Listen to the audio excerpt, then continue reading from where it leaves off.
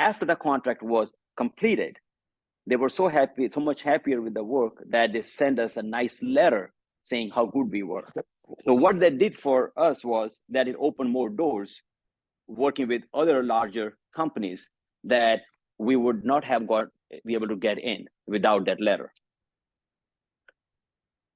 Next, think big, look beyond the contract. As you develop a relationship with these prime contractors, what's stopping them from using you on other contracts that don't even have a diversity requirement?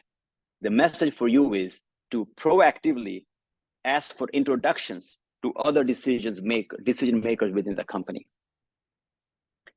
I'll also share another story here. We were contacted by a local insurance company, a pretty good sized insurance company.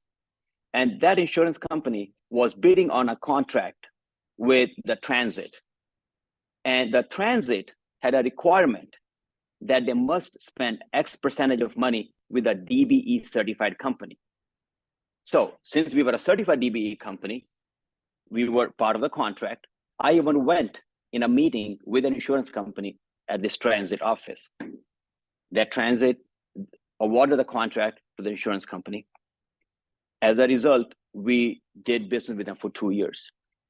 During those 2 years, I proactively asked for introductions to other people within the company. My contact introduced me to 4 other managers throughout the state of Ohio. So what that did, it opened doors for us to contact those 4 people. We started doing business with them, started bidding on their contracts that they were bidding on with the transits. So that's the beauty. So that business came without me not contacting anybody. Second, how about earning their own business?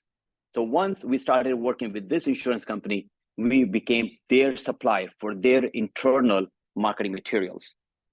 Third, I also started receiving invitations to be included in contracts that didn't even have a DBE requirement because they got a taste of my service. So now they had a taste of how our company worked, so they included us on other contracts as well. So do you realize that with this strategy, I just expanded my reach to other parts of the country without being there, without physically being there, without having any employees there, without having any offices there. So what does this mean for you as a business owner? It means profitable growth because you don't have to spend a penny on any sales and marketing efforts. Next, never underestimate the power of reference letters. For some reason, small business owners don't ask for reference letters. I don't know why. They don't ask for recommendation letters. They don't ask customer to put a positive review on Google or maybe a recommendation on a LinkedIn page. One thing you have to remember, the value of service diminishes with time. Let me repeat, the value of service diminishes with time. So make a rule of asking a letter or a positive review just as your client expresses his or her excitement about working with you. As you solicit business from new prospects, attaching those letters provides them the confidence that they are dealing with somebody who's experienced, has a proven track record of performance, and is trustworthy. So that brings me to my next point. Under promise and over deliver. How do you get reference letters? You don't get by just performing as the contract says. You need to go above and beyond. You need to exceed customer expectations. Some folks even say, why do we need to do that? These are government contracts. Most of them, they are awarded based on the price. I'm here to tell you that's not true all the time. Show me with a raise of hands, how many of you would like to get contracts without bidding that are $1,000 or $5,000? So, and even $25,000. Many government agency buyers have spending limits for which they do not have to go out to bid. They get to pick the suppliers they decide based on their experience. And a lot of the state agencies, they can go to anybody they desire up to $5,000. And federal government can go up to $25,000. During COVID time, our company got several requests from government agencies for PPE products and masks based on the experience they had with us. And most of those contracts we didn't have to bid on. So the message is, any agency you work with, exceed their expectation, so you become their favorite supplier. Building relationships and trust. Along with the buyer or the procurement agent, make sure to build relationships with other decision makers. Make an effort to contact as many people as you can within the company. Make them aware of the excellent service you are delivering. Why? In case your contact leaves, then there are other people to vouch for you, to watch for your work. Second, as you build and nurture those relationships and trust, you have a chance to become their go-to company for future projects. It increases your chances of becoming one of their preferred suppliers. What this does for you is it reduces your competition. If they have to go out for bidding, you will be competing with a handful of suppliers, not dozens if you were not a preferred supplier. Networking the right way. For many people, networking means just collecting business cards and meeting as many people as they can. But that's not how it works. Remember, quality wins over quantity when it comes to networking. Making meaningful connections and conversations with two right people is much better than collecting 20 business cards. And right people are those who can and are interested in doing business with you. So you have to qualify somebody who can do business with you and shows genuine interest in working with you. So when you go to networking events, make a point to identify who you want to meet and then meet those people, rather than just collecting business cards and feel that more business cards you have, more chance you're doing business. 5 mistakes to avoid. Not developing their USP, or if they have one, they do not communicate it clearly to the prospective client. Now, what is USP? It is what makes you different. What benefits you bring to the table that your competitors can't. Rather than assuming the customer gets it, you need to clearly state the issues or problems you will solve for them. Invest time to learn about your customers, the challenges they face, the issues they had with their previous supplier, and the unique strengths your company possesses to help them. Lack of organizational detail. I have talked to several procurement managers and buyers at large corporations and government agencies and asked, what are some of the issues you see when you receive the bids? The most of the issues they say are, some of the questions are unanswered, they are spelling and grammatical errors, and they don't even include some of the requested information. So something that is so simple, something that feels that everybody should do, but those are the situations that these buyers who really want to do business with a minority firm, but they still can't because some of the information you provide is incomplete. Poor follow-up practices. Many business owners and salespeople wait for hours in line to meet with the buyers, but fail to follow up. Sometimes they fail to send the information that was requested, or they had promised. We all know that these buyers are extremely busy people. When they go to an event, they might meet maybe 100 people. And if you are one of those who does not do as promised, then what are the chances of them contacting you or even considering you for their business? So make sure you have a prompt, timely, and effective follow-up process. Not investing enough time consistently in learning and self-improvement. When you lose a project or a bid, do you take time to evaluate it? For many government agencies, you can even submit a public records request in which they have to legally supply you the information on the bids. Did you guys know that? Okay.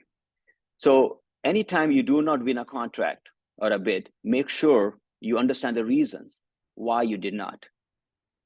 Unless you know that, how can you improve on the next one?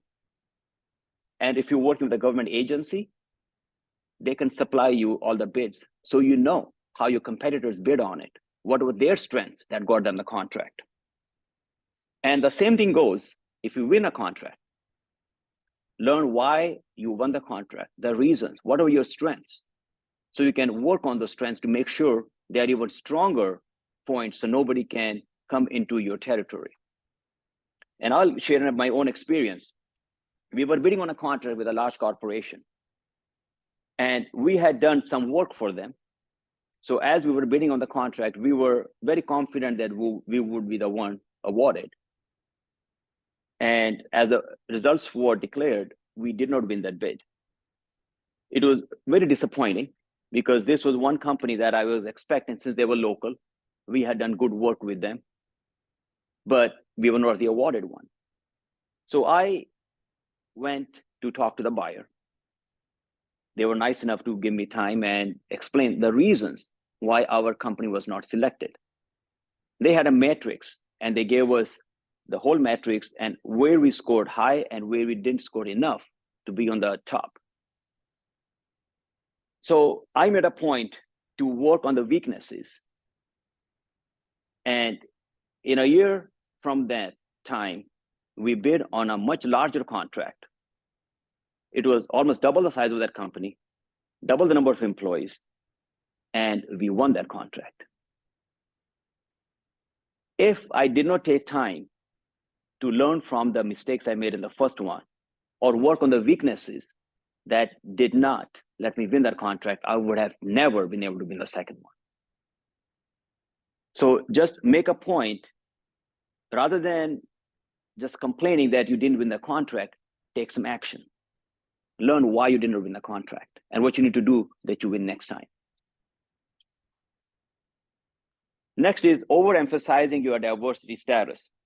One sure way to turn off buyers is to make your diversity status as your main selling point. This might get you a project or two here and there, but it does not help build a long-term positive relationship. Let your diversity status be the icing on the cake. When you list the reason for them to do business with you, instead of listing your diversity status on the top, I would say put it somewhere in the middle to the bottom. On the top, few points should be your USP. What makes you unique? What makes you different? I'm going to quote something from Jelena Bolden. She's a director of supply diversity at AT&T. She says, "Don't ask me what I need. Tell me what I can't live without." Mr. Travis Spencer, head of supply diversity and inclusion at Ford Motor Company, said, "One way to differentiate yourself is by focusing on your secret sauce, the impact you can offer beyond selling a solution."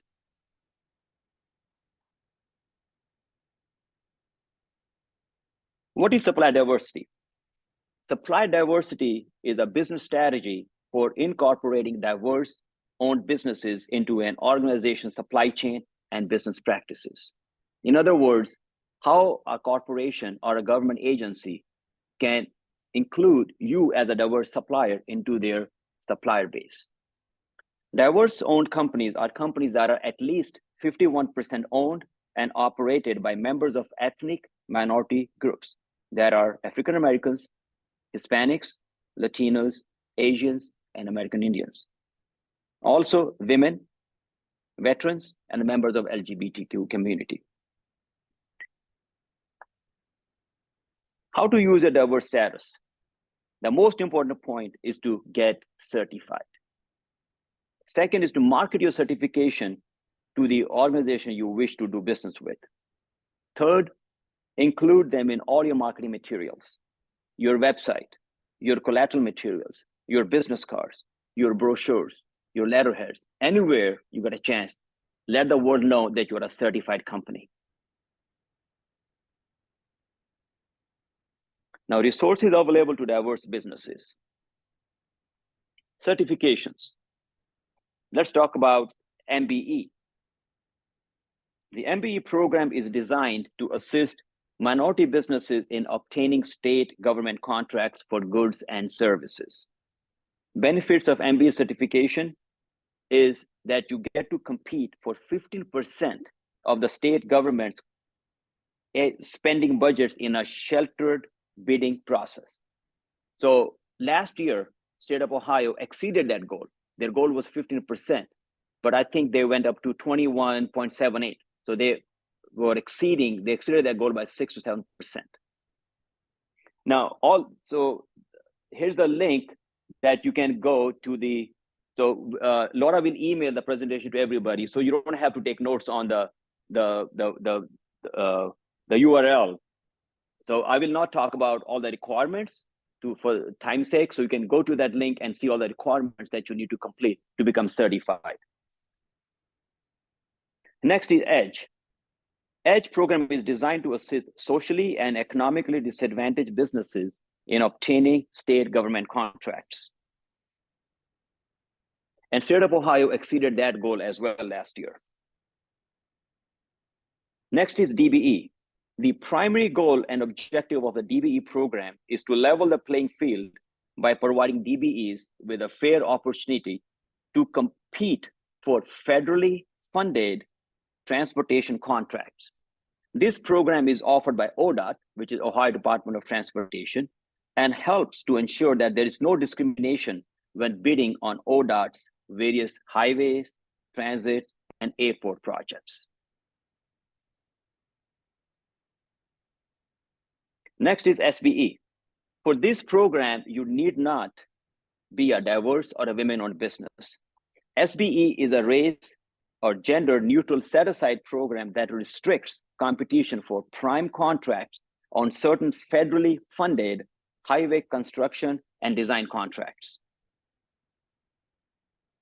Next is VFBE, that's Veteran Friendly Business Certification.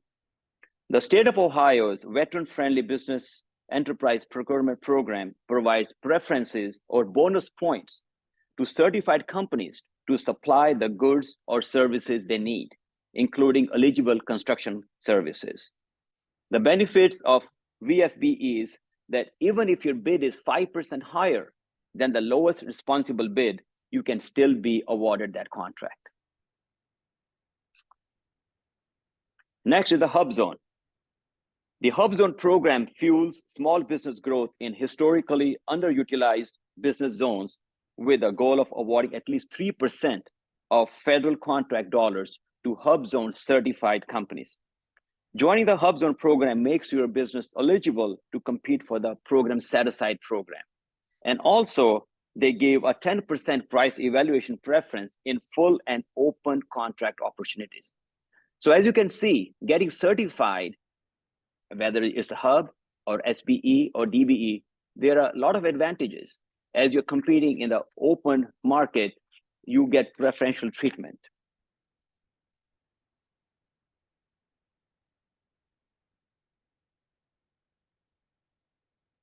Next is OMSDC.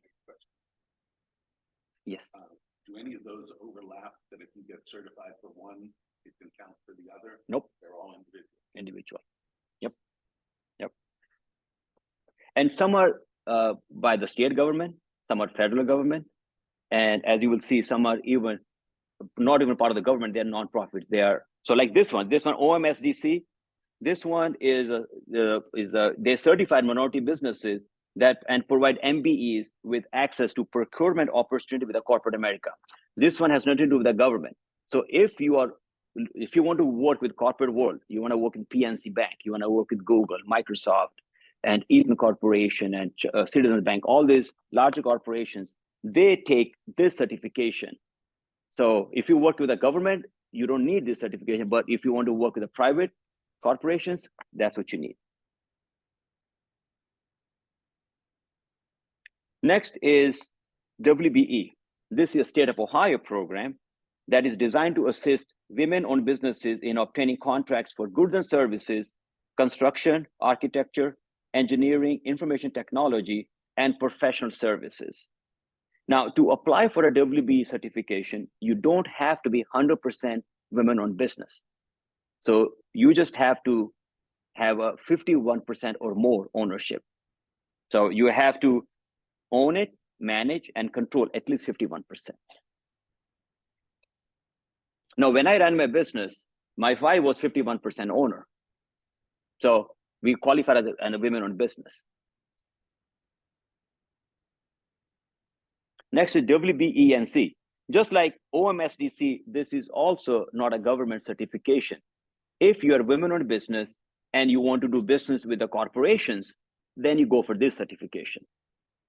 This certification opens doors in the private sector. So you want to work with large corporations, that's what you go for. Now, one of the biggest benefits of this certification is that once you're certified, you can become a part of 14 regional partner organizations that makes you eligible to work throughout the entire country. So here's a map, if you can see. So it's all over the country. Once it's certified, it certifies you all over the country.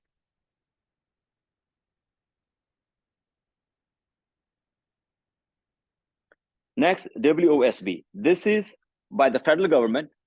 Now, if you plan to go for WBENC certification, they can help you. They have a joint certification. So you can apply for WOSB as well, along with WBENC. But if you only want to work with a federal government or state government and not in the private sector, then you can just go for WOSB. There is no fee to apply for this certification, whereas WBENC, there is a fee. You guys get it? So you have to first make a decision what kind of clients you're going after. If you're going after government, then there are certain certifications that you need to go for. If you want to go for the private sector, then the different certifications. Next is 8A program. The 8A program is a federal contracting and training program for experienced small business owners who are socially and economically disadvantaged. Now, my advice is, as you go in the government contracting, work with local and state governments, get some experience. As you feel comfortable with the state governments, then you go for 8A certification. Because from experience, I can tell you, it's a lot of paperwork. 8A certification requires a lot of paperwork, it requires a lot of your time, and they have a lot of requirements that you will need. If you don't have contract with state and other agencies, it's going to be hard to get certified as an 8A. But once you get 8A certified, it opens doors, a lot of doors with the federal government. So you have to decide. Like when I had my business, I was happy with my state business. I didn't feel a need to go for the federal contracts. I was plenty busy. So you don't have to go crazy and get all the certifications if you don't have desire to go for federal or even go beyond your local territory. What certifications are not? Certifications are not a charity program. You have to understand that don't expect to be awarded contracts without you meeting the requirements or being qualified.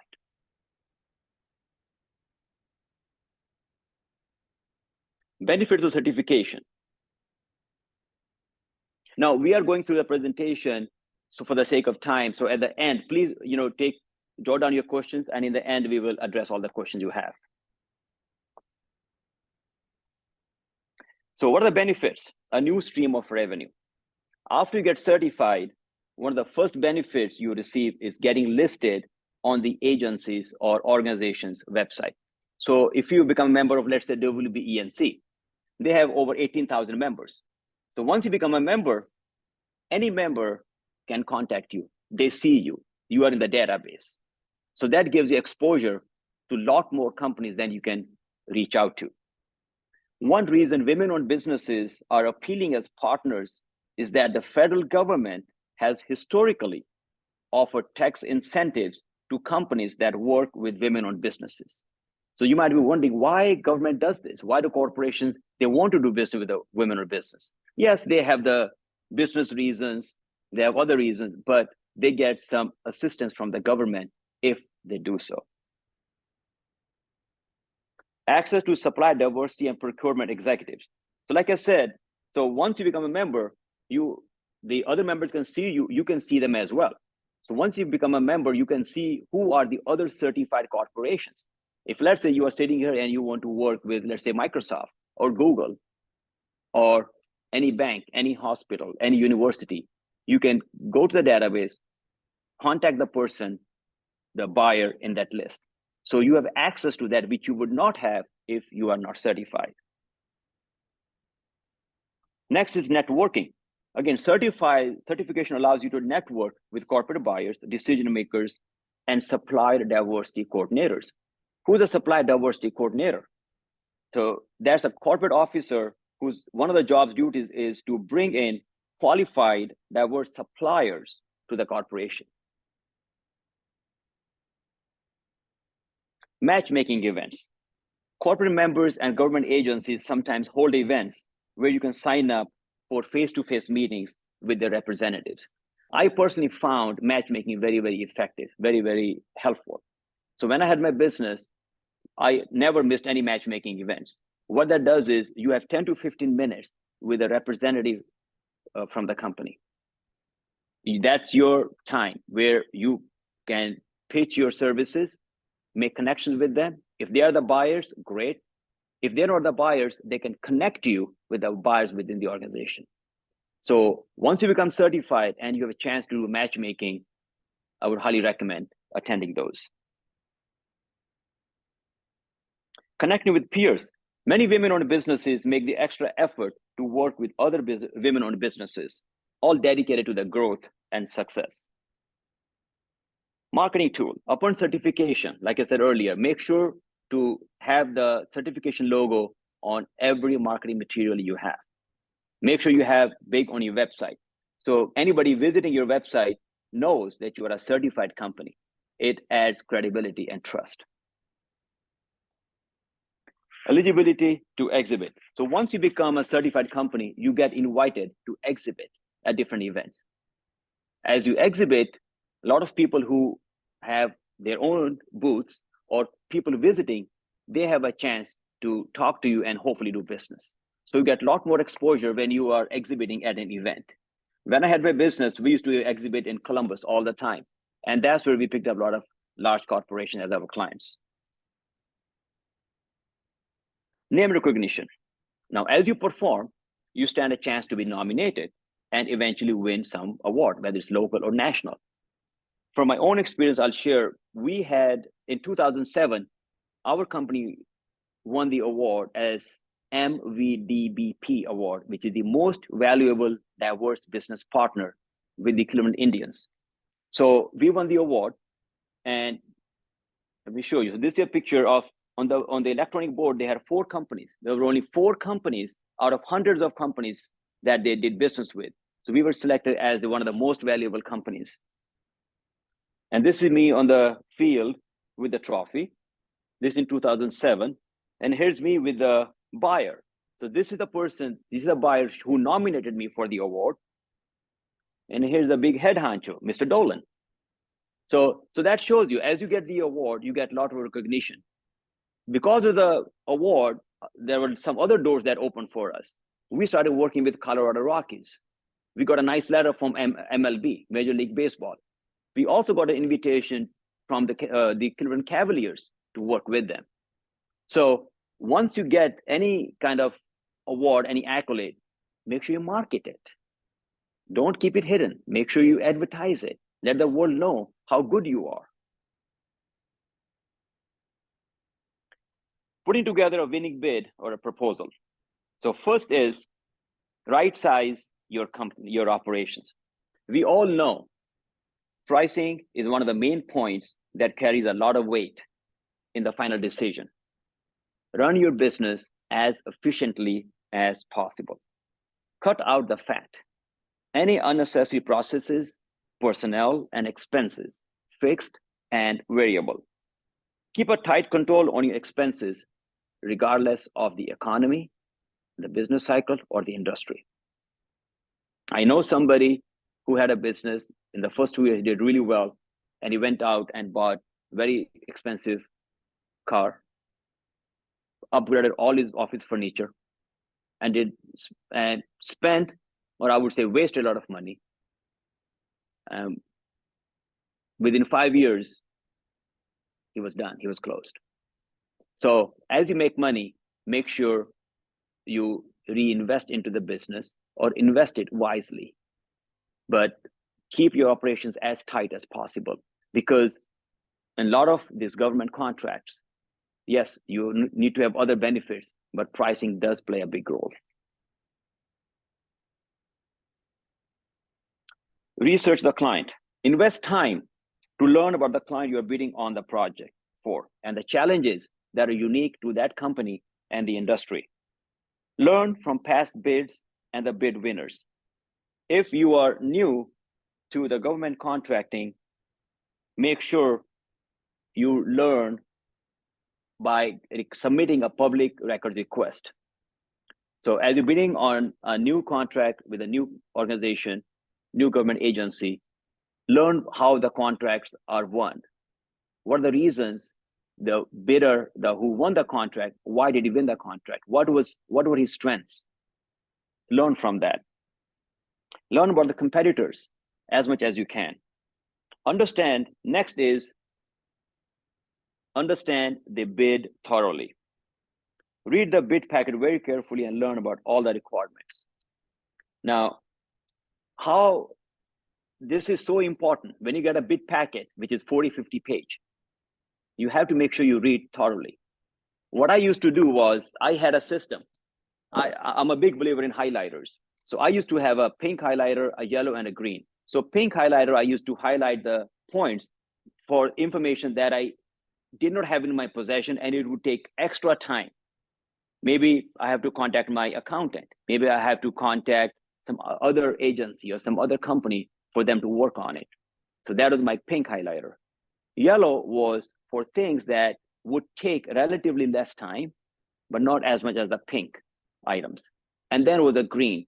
Those were things that I had in my possession, but I can work on my own time. Maybe I can work on them on the weekend in the evening. So I would work first on the pink and the yellow items that I didn't have in my possession, because those would take more time. So make sure you read all the requirements. Make the priority list. Second, also learn, is there a pre-bid meeting? Because some bids require you to be present at the pre-bid meeting.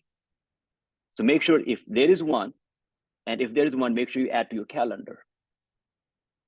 Number 3, make sure all the supporting documents that the bid requires, you gather those. Number 4, learn about how to submit the bid. Some bids, they want you to mail them. Some maybe email, and some maybe you have to submit online. So see how the bid needs to be submitted. Next is UOM, unit of measurement. See how they want you to bid it. Is it inches? Is it dozens? Is it hundreds? Is it in thousands? What if they're looking for pricing in dozen and you give the price of 100? Obviously, your price will be much higher. So the point is, read the bid packet very carefully. Highlight the important points.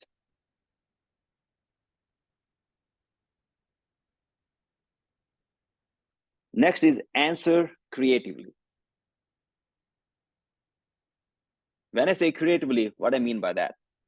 So let's say you're bidding on a hospital contract and they ask for references. I have seen my competitors bid, and I'm shocked that the large companies who bid on contracts, if you're bidding on a hospital contract, to me, it's natural to give references other hospitals I'm working with or have worked with. But some companies don't do that. They don't think in that direction. If you're working on a university contract, list other universities that you have worked with. What this does, it lets the buyer know that you understand their industry, you understand their business, you understand their issues, that you have experience in their industry. So this small thing can make a big difference as they do the evaluation process. And then look at some of the other benefits you bring to the table. Maybe it's your location. Maybe you are closer than your competitors are. And maybe location makes a big difference to the company. Years of experience in the industry. Maybe you have experienced team. Maybe you have people on your team that add some value. Maybe they have worked for other hospitals. So you can say, yes, we have people who understand the hospital business, who have worked at other hospitals. Maybe a showroom. Maybe you have a business that you sell products and you have a showroom, and maybe your competitors don't. Maybe they focus more online. And with the showroom, maybe the customer can come and see the samples before they make the order. So try to find things, answer creatively in a way that it makes you look better than the competition. And that would go by understanding your customer, what their requirements are, what their needs are. And sometimes with your creative answers, they can say, yeah, this supplier offers these benefits. So hopefully that earns you some extra bonus points.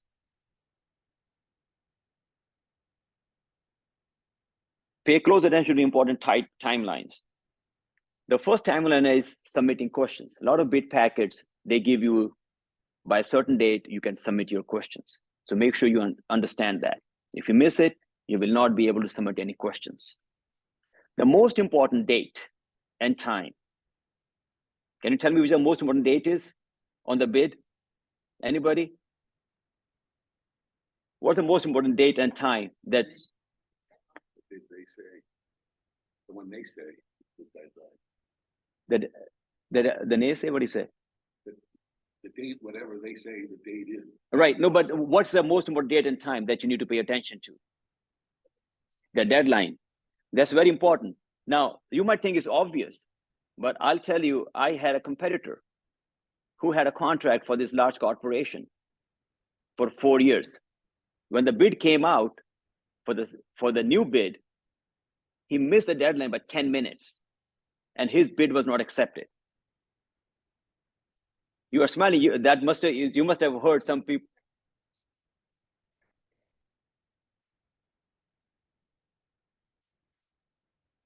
And time is if you miss by 10 minutes. So that was a $3 million contract that this company missed just because they did not pay attention to that time. And that's the reason. Something is so obvious, they missed it. So next 4 years, they were out and they had a good chance of winning that contract. Next, I will say bid submission confirmation. So a lot of time when you email the bid, make sure you ask the buyer, please confirm you received my bid. Because sometimes with the technology, maybe your email doesn't go through. So my hope is that you were able to get some ideas, some points that you can go to the office tomorrow and start implementing and make some money. So I wish you a lot of success, business growth, and most importantly, healthy profits. Comments, questions?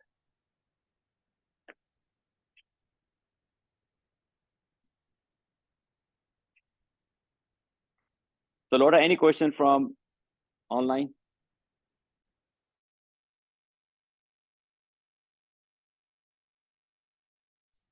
Everybody online, if you want to go ahead and put in your questions, type them in the Q&A or in the webinar chat. Certifications, some better for government versus the private sector, and how do you figure all that? So first you decide what market you want to go after. Are you trying to go after the government market or you want to go after private corporations? So the certificate like MBE, there's a state government. WBE, that's a state government. And again, I can send you a list of what are government agencies, what are private. But like WBE, you can see that's for private business. OMSDC, that's for private business. But if you work with state government, then MBE, WBE, EDGE, and even DBE. And you can hub zone. Look where your business is located. If your business is located in a hub zone area, you can qualify for a hub zone as well. And what about how much does certification typically cost? What's an average? Zero. For the state of Ohio, there's no cost. The WBENC and OMSDC, in which you work with private corporations, yeah, they have fees. But with the state or federal, there's no fee. And even, you can even like even counties, some counties have certifications too. and there's no fee. I have a couple of questions Yes. through the Zoom. Where do you go to get funding for small business for women? Sorry. Funding, Hmm. this particular workshop, I focused on mostly on the business growth. For funding, there are several sources. Once you become, let's say, EDGE certified, that opens doors for you for funding, a lot of funding opportunities. So the first key is to get certified. Once you're certified, then it becomes easier. You can get funding without getting certified too. But once you become certified, it makes it that much easier. Another question. I am a project manager seeking government and local contracts with the certifications since I am a new business. Where would you recommend to start? I'm struggling even though I have established my business per the request and am connected with SCORE and SBA. So you're looking for a state contract, you said? Project manager seeking government and local contracts with the certifications. So I would say start with being an MBE. If you're a diverse business, start with MBE.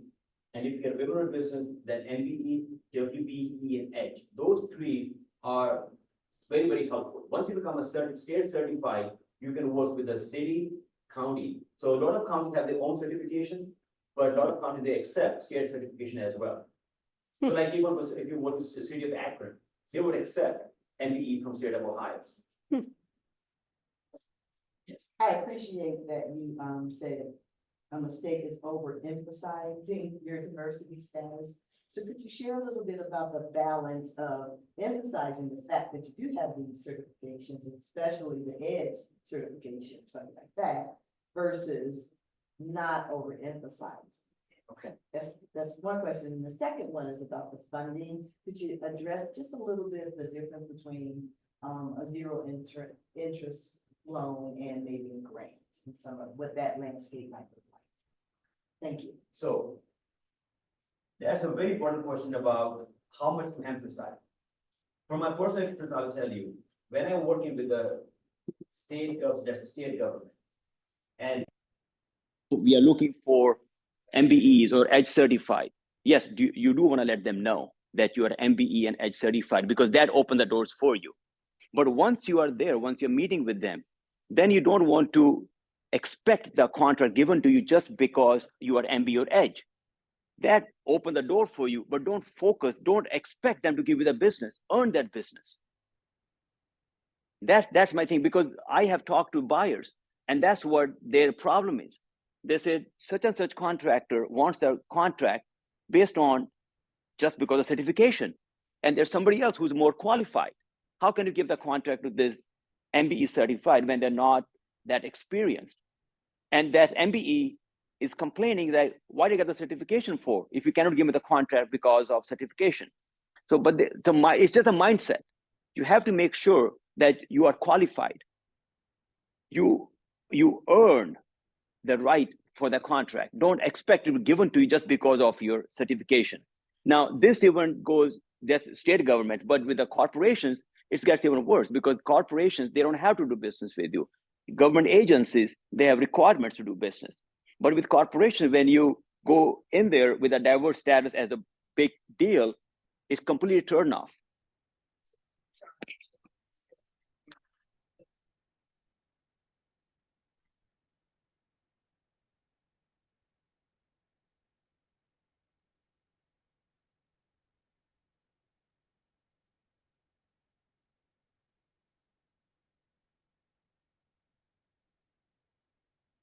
Right. Your USP should be the main thing.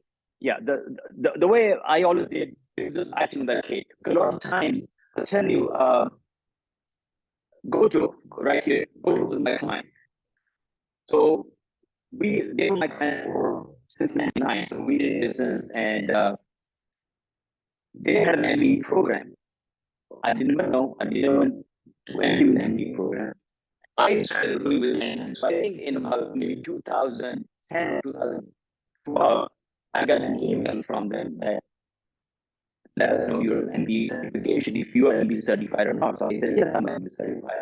And the buyer was very impressed with that because I said, you didn't make a big deal of when you came. You could a lot of people come and say, give me business because I'm MD. And I didn't let them know I was MD, like only 12, 30 years into doing business with them. So always when you sell that, it just gives you more respect. That's what I feel. MD will open doors for you, that's for sure. But don't make this the main reason for them to visit you. Yeah, so that's the main thing. So next question, we're talking about funding or grants. The grants are not as easy to get for private businesses. If you're not for profit, it's a different story. A lot of private companies who are for profit, they expect grants. It just doesn't, it's not that easy.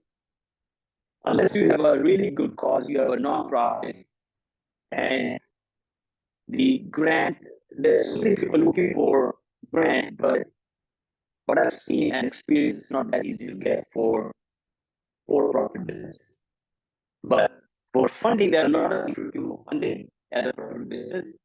Tillman County has a very good program that you don't even have to pay back by a certain time. Then you, yeah, if your email has any information, the state of the county, they have a program for that.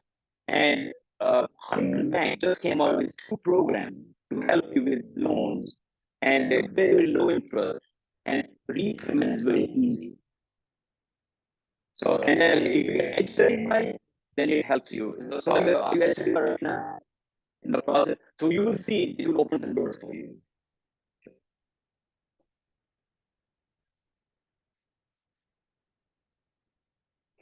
Anybody else?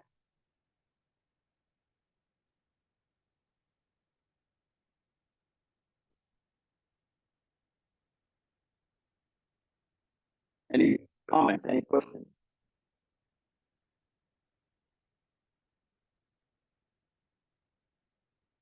Okay. All right. Great. Yes. Wonderful. Good.